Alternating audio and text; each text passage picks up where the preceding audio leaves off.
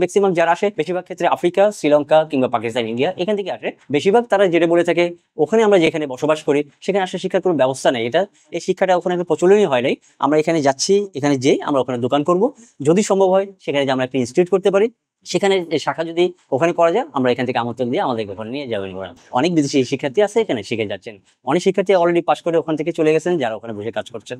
আমাদের একটা যে বিদেশি স্টুডেন্ট আছে যিনি আমাদের এই সন্ধ্যার ব্যাচে করছেন, যিনি ড্যাফোডিলে পড়াশোনা করছেন, ওই পড়াশোনার পাশাপাশি আরেকটা স্কিল করার জন্য আমাদের এখানে প্রশিক্ষণ নিচ্ছেন, হার্ডওয়্যার করছেন এবং সফটওয়্যার করছেন। আমাদের এখানে অনেক স্টুডেন্ট আসে যারা 2 মাসের ছুটি নিয়ে এখানে আসেন, শুধু এটা শিখে যাবেন, এটাকে ক্যারিয়ারটাকে বিল্ড আপ করে ওখানে যাই উনি কাজে লাগাবেন। আমাদের প্রচুর স্টুডেন্ট আসে যারা দেশের বাড়ি থেকে এসে প্রশিক্ষণগুলো নিয়ে যাচ্ছেন এখানে। আমার আসলে ইউরোপে সেনজেন ভিসা নেওয়ার পসিবিলিটি আছে, সেখানে যাওয়ার জন্য যে টেকনিক্যাল কাজ শিখে যাওয়ার জন্য তারা যারা আছে আমার ওখানে, ওরা বলছে কিছু শিখে আসেন, এবং সেক্ষেত্রে বলছে মোবাইল সার্ভিসিং কাজটা যদি শিখে আসতে পারেন সবচেয়ে বেটার হয়, কারণ এটার খুব ডিমান্ড। আমি প্রায় 6 বছর ছিলাম সৌদি আরবে, কিন্তু ওখানে ইনকামের সোর্স, যেমন আমরা বিভিন্ন রকমের কাজ কাম করি, বাট ওখানে কাজের এটা হচ্ছে যে মাঠ পর্যায়ে কাজ করা বহুত কঠিন কাজ।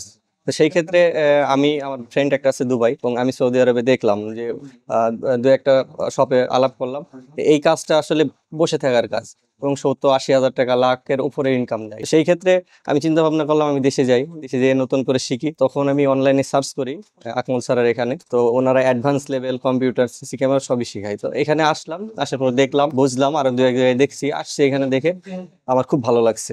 তো এখান থেকে আমি জয়েন নিছি, এখন আমি এখানে অ্যাডভান্স লেভেল পর্যন্ত শিখবো। শেখার পরে আমি সৌদি আরবে আবার ব্যাক করবো, জায়গা প্রতিষ্ঠান দেখে আসছি, ওখানে যেয়ে ইনশাল্লাহ আবার প্রতিষ্ঠান ওপেন করে কাজ করার একটা চিন্তা ভাবনা আছে আমার। দীর্ঘ সময় আমি দেশে বাড়ি ছিলাম, বিশেষ করে টেলিকমিউনিকেশন উপরে ট্রেনিং করার জন্য আমি ওখানে ছিলাম দীর্ঘ 3 বছর। 3 বছর থাকার পরে দেশে আমি ফিরে এসে টেলিটকের সাথে আমি 1 বছর ছিলাম। আমি যখন এটার উপরে আমি ট্রেনিং করছিলাম তখন মনে হলো আমি যদি দেশে ফিরে আমি এই কাজটি করতে পারি, শুধু আমার জীবন একা উন্নতি হবে এই কথা নয়, সাথে আমার পারিপার্শ্বিকভাবে যারা আছেন, যারা বেকার আছেন, তারা এই বিষয়ে স্কিল যদি হতে পারেন, তারা তাদের নিজের জায়গায় দাঁড়িয়ে একটা ভালো কিছু একটা করতে পারবে। সেই উদ্দেশ্যে আমার এখানে বাংলাদেশে ফিরে আসা এবং সেখান থেকে আমার স্কুলটা তৈরি করা। যখন আমরা শুরু করেছি 2098 থেকে 2001 পর্যন্ত, আমি যখন দেশে বাড়ি তখন আসলে মোবাইল সার্ভিসিং বিষয়টা খুবই ছোট এবং খুবই নগণ্য হিসাবে বেসিক ফোনগুলো নিয়ে আমাদের কাজ হতো। ওই বিষয়ের উপর আমি ট্রেনিং করেছিলাম। আমি ওই টেকনোলজিটা নিয়ে বাংলাদেশে যখন ফিরে আসি আমি সেই হিসাব থেকে শুরু করেছিলাম, যখন বাংলাদেশের প্রেক্ষাপটে আসলে এই বিষয়টা শুরু হয়নি কখনো। আস্তে আস্তে আমরা নিজেকে ডেভেলপ করেছি, ডিমান্ডের কারণে স্মার্টফোন এসছে, স্মার্টফোন আসার কারণে সেই বেসিক ফোন থেকে আমরা আজকে স্মার্টফোনের ডিপ লেভেল পর্যন্ত কাজ করার জন্য আমরা প্রস্তুত হচ্ছে।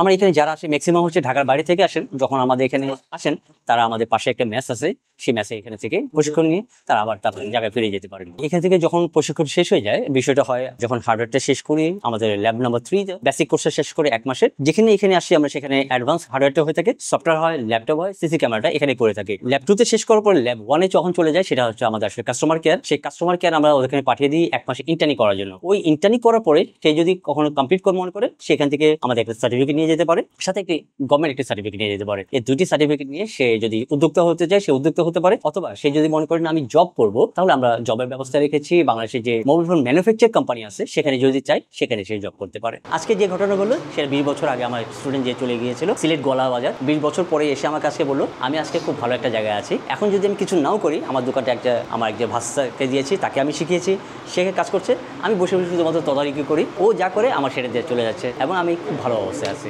এখানে যে বিষয়টা হয় আমাদের যে প্রেক্ষাপট এশিয়ার প্রেক্ষাপট এবং ইউরোপ বা আমেরিকার প্রেক্ষাপট যেটা বলে থাকে, আমরা যে ফোনগুলো ব্যবহার করি যতক্ষণ ফোনটি নষ্ট না হয়ে যায় ঠিক ততক্ষণ পর্যন্ত আমি রিপেয়ার করার চেষ্টা করি। অর্থাৎ একটি ফোনকে আমি 10 বার 12 বার রিপেয়ার করার পরে যতক্ষণ নষ্ট না হয় রিপেয়ার করতে যাই, এবং সেই রিপেয়ারটা একদম হার্ড লেভেলে চলে যায় যতক্ষণ রিপেয়ার করা যায়। কিন্তু ইউরোপ আমেরিকার ক্ষেত্রে যদি বলে থাকে সেগুলো হচ্ছে খুব সাদামাটা যে প্রবলেমগুলো সেই পর্যন্ত রিপেয়ার করলে সে রিপেয়ার করতে পারে, যদি জটিল অবস্থা যায় সে ফোনগুলো তার ব্যবহার করতে চায় না।